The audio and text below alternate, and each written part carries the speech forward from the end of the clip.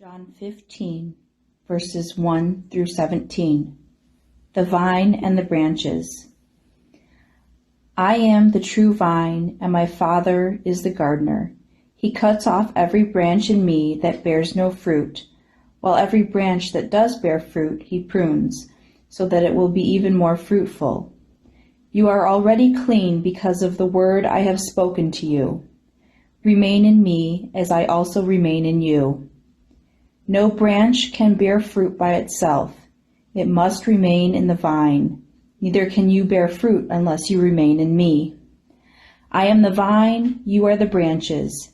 If you remain in me, and I in you, you will bear much fruit. Apart from me, you can do nothing. If you do not remain in me, you are like a branch that is thrown away and withers. Such branches are picked up, thrown into the fire, and burned. If you remain in me, and my words remain in you, ask whatever you wish, and it will be done for you. This is my Father's glory, that you bear much fruit, showing yourselves to be my disciples. As the Father has loved me, so have I loved you. Now remain in my love. If you keep my commands, you will remain in my love, just as I have kept my Father's commands and remain in his love. I have told you this so that my joy may be in you and that your joy may be complete. My command is this: love each other as I have loved you.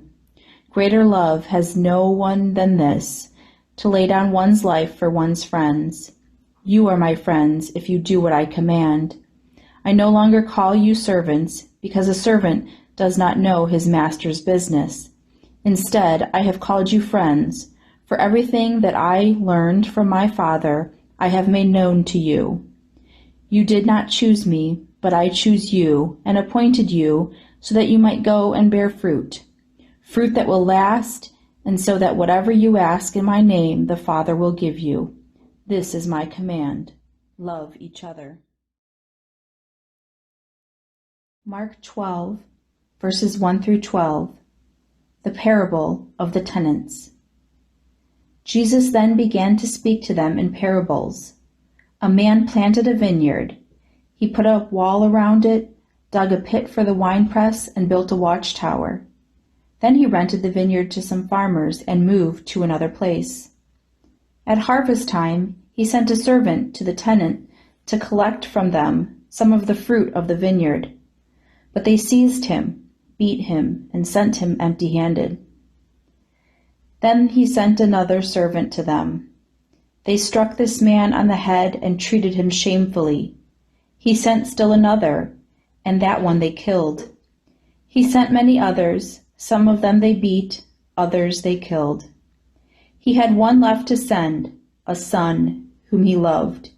He sent him last of all, saying, "They will respect my son." But the tenants said to one another, "This is their heir. Come, let's kill him, and the inheritance will be ours." So they took him and killed him, and threw him out of the vineyard.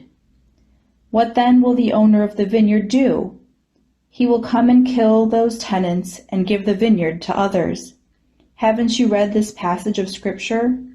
The stone the builders rejected has become the cornerstone. The Lord has done this, and it is marvelous in our eyes. Then the chief priests, the teachers of the law, and the elders looked for a way to arrest him, because they knew he had spoken the parable against them.